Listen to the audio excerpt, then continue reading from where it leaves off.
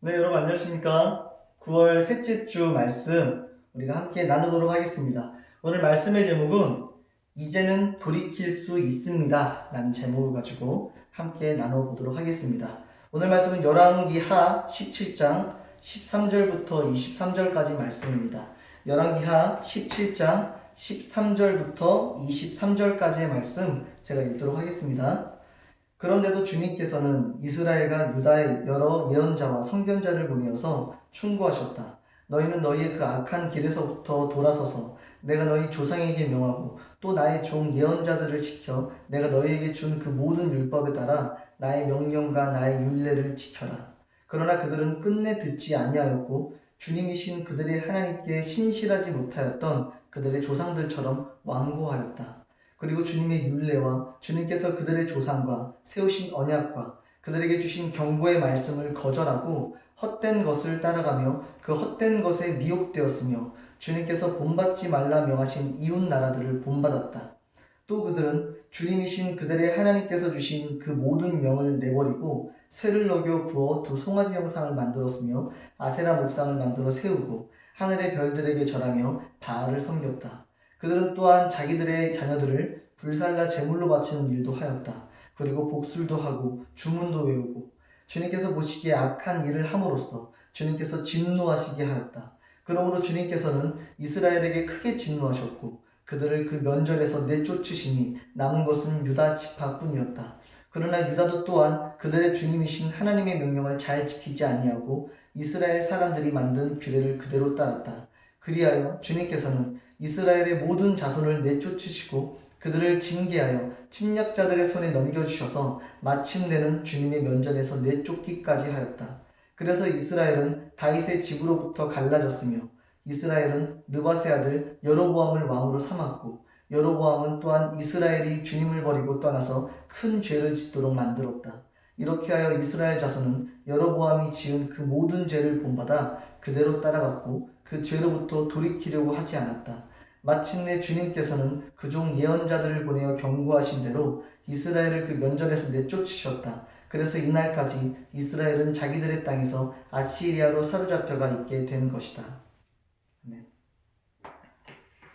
네 여러분, 오늘은 지금 계속적으로 열왕기 상하를 다루고 있습니다. 여러분, 열왕기 상하의 내용은 어떤 이야기들이냐면 바로 왕들의 이야기입니다.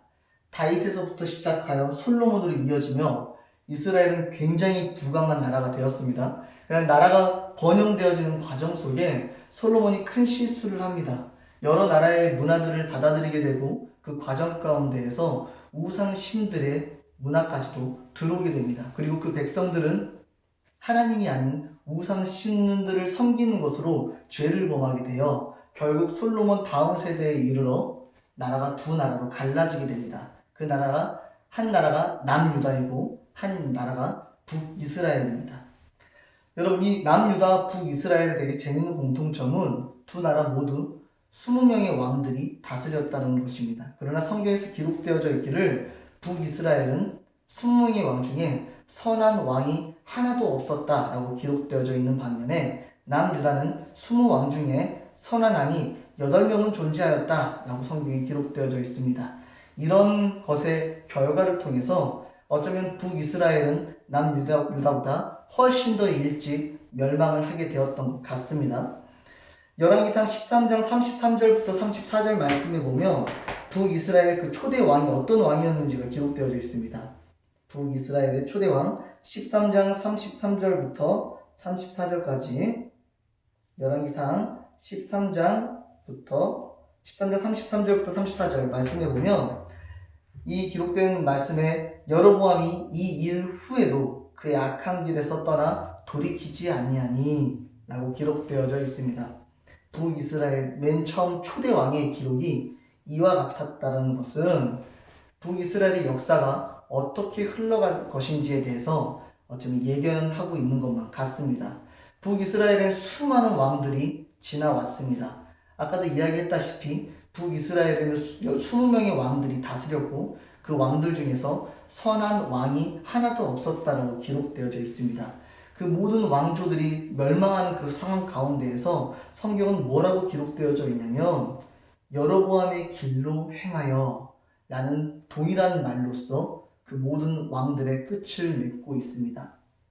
여로보암이 이 일 후에도 그의 악한 길에서 떠나 돌이키지 아니하니 라는 말씀으로 시작됐던 북이스라엘, 그리고 그렇게 시작된 북이스라엘의 모든 왕조들이 여로보암의 길로 행하여 라는 말로 북이스라엘이 왜 남유다보다 더 일찍 멸망할 수밖에 없었는지를 성경에 그렇게 기록되어져 있습니다.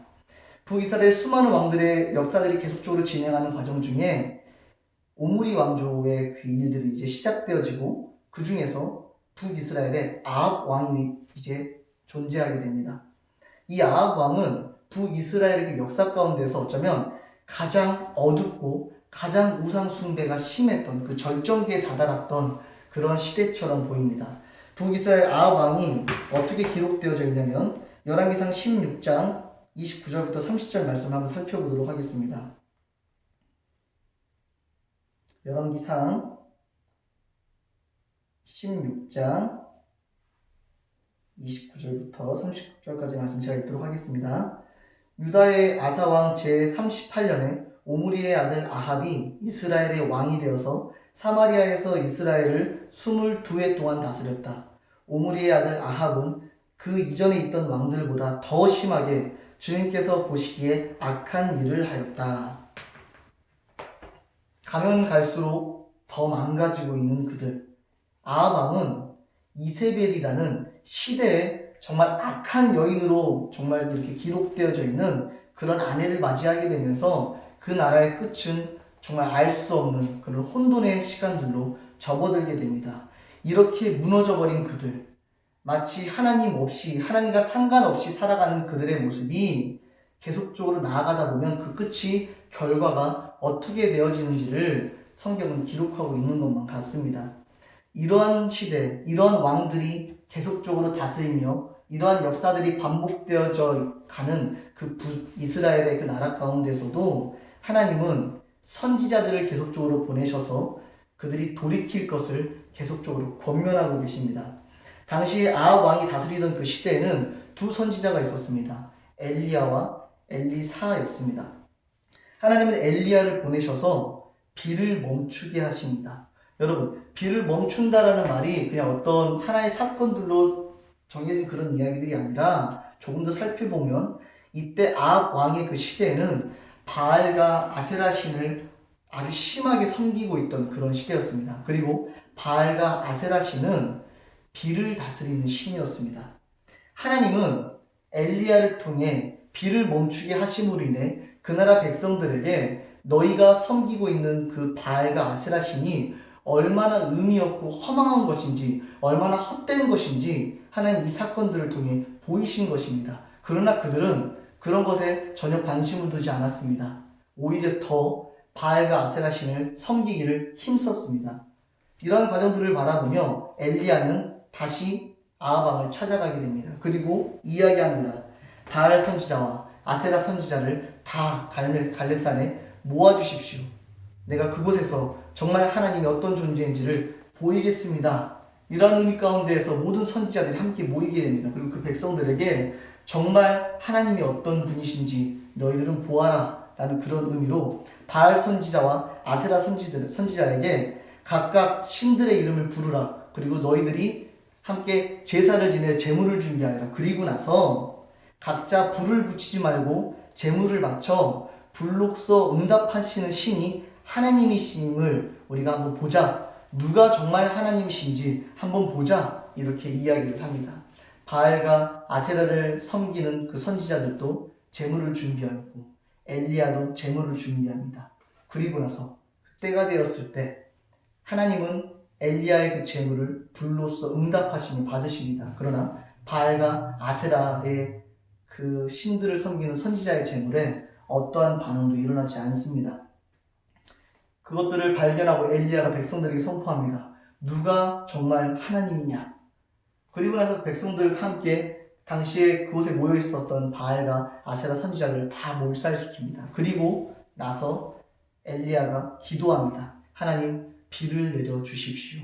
하나님 그 기도에 응답하심으로 그 땅에, 북이스라엘 땅에 다시 비를 내려 주십니다. 이때 당시에 있었던 모든 백성, 그리고 아합 왕, 그리고 그 여자 이세벨, 그 모두는 정말 하나님이 누구인지를 발견할 수밖에 없는, 인정할 수밖에 없는 그런 사건들을 경험하였습니다. 그런데 그럼에도 불구하고 이세벨은 엘리야를 죽이기로 작정합니다. 자신의 신 바알과 아세라의 신을 모조리 이렇게 무참하게 짓밟아버린 그 엘리야에게 분노함이 있었던 것입니다. 그는 전혀 믿지 않았습니다. 마치 믿지 않으려고 작정한 것만 같습니다. 이런 완고한 백성들, 하나님은 엘리야의 제자 엘리사를 그들에게 보내셔서 그 땅을 다스리고 있는 장관 예후를에게 기름을 부어 왕으로 세우신 다음 북이스라엘과 남유다에 있는 모든 왕조들을 다 멸해 버리십니다. 그리고 열왕기 하에 보면, 열왕기 하의 10장 말씀에 보면 바알 신전과 그리고 그 선지자들을 모두 다 제거하시는 것으로 새롭게 뭔가 반전들을 만들어 가시는 것만 같습니다. 그러나 열왕기하 10장 28절과 31절에 보면 그들이 바알 신전과 선지자들을 다 죽였지만 여전히 완전히 돌이키지 아니하였더라 라고 이렇게 성경에 기록되어져 있습니다. 그리고 그 결과 오늘 본문 말씀에 열왕기하 17장 13절부터 23절까지의 말씀을 통해 그들은 결국 하나님께 돌이키지 않은 것으로 인해 하나님께 돌아서지 못하고 우상신들을 섬기며 죄에 빠져 있었던 그 결과로 인해 그들은 결국 아시리아에게 멸망을 당하게 됩니다. 그들은 왜 이토록 하나님을 믿지 않으려고 정말 하는 것일까요? 구약의 끝은 결국 그들은 하나님을 온전하게 믿지 않았더라 라는 것으로 구약의 끝이 맺어집니다. 여러분은 어떠신가요? 내가 하나님을 온전히 믿지 못하는 이유는 무엇인가요? 보지 않았기 때문에? 내가 경험하지 않았기 때문인가요? 그렇다면 여러분 정말 하나님을 보기를 원하시나요? 여러분 정말 하나님을 경험하기를 원하시나요? 우리가 성경을 조금만 살펴보면 많이 보았다라고, 많이 경험했다라고 하나님을 온전히 믿지 못할 수도 있었던 것 같습니다. 출애굽기 이야기를 보면 애굽의 종으로 있었던 그 백성들을 하나님이 구원하시기 위해 성경의 그 어떤 역사와 비교할 수 없을 만한 놀라운 일들로 그 백성들을 애굽에서 구원해내십니다. 이스라엘 백성들은 물론이고 그 땅에 있었던 모든 애굽 땅에 있는 그 애굽 백성들도 그들의 그 자신들이 섬기고 있던 모든 신들이 허망하게 무너져 버리는 것, 그리고 너무나 명확하게 그 이스라엘 백성과 함께 하신 하나님이 어떤 분이신지를 목도할 수밖에 없었습니다. 경험할 수밖에 없었습니다. 그런데 그 애굽에 있는 그 백성들은 하나님께 돌아오지 않았습니다. 하나님을 믿으려고 하지 않았습니다. 이세벨을 한번 보십시오. 바알과 아세라 신들의 그 제사, 그 제단들이 무너져 버리고 비를 멈추게도 못하고 비를 내리게도 못하는 그런 아무 의미 없는 신들이었음이 명확하게 드러나 있는 그 상황 가운데에서도 이세벨은 결탄코 하나님을 믿지 않았습니다. 그들의 마음은 왜 이렇게 완고했던 걸까요? 구약은 결론을 이렇게 내리고 있습니다. 그들은 하나님을 믿지 못하였더라. 하나님을 믿을 수 없었더라. 그 이유는 무엇이냐면 바로 죄 때문입니다. 죄로 인해서 그들은 하나님을 믿을 수도 하나님을 선택할 수도 없는 존재였던 것입니다. 그것이 바로 구약에서 죄로 인해 사로잡힌 자들의 삶이 어떠한 것인지를 성경은 분명하게 우리에게 말씀하고 계십니다. 그러면 이렇게 우리의 이야기가 끝나는 것일까요? 그렇지 않습니다. 신약으로 오면 예수님 이후로 이 모든 상황들이 달라지게 됩니다. 예수님은 이 땅에 찾아오셔서 죄로 인하여 하나님을 믿을 수조차 없는, 하나님께 돌이킬 수 없는 그런 존재인 그 백성들의 그 죄의 문제를 해결하시려고 십자가에 달려 죽으심으로 그 모든 중간과정들을 다 해결해 버리십니다.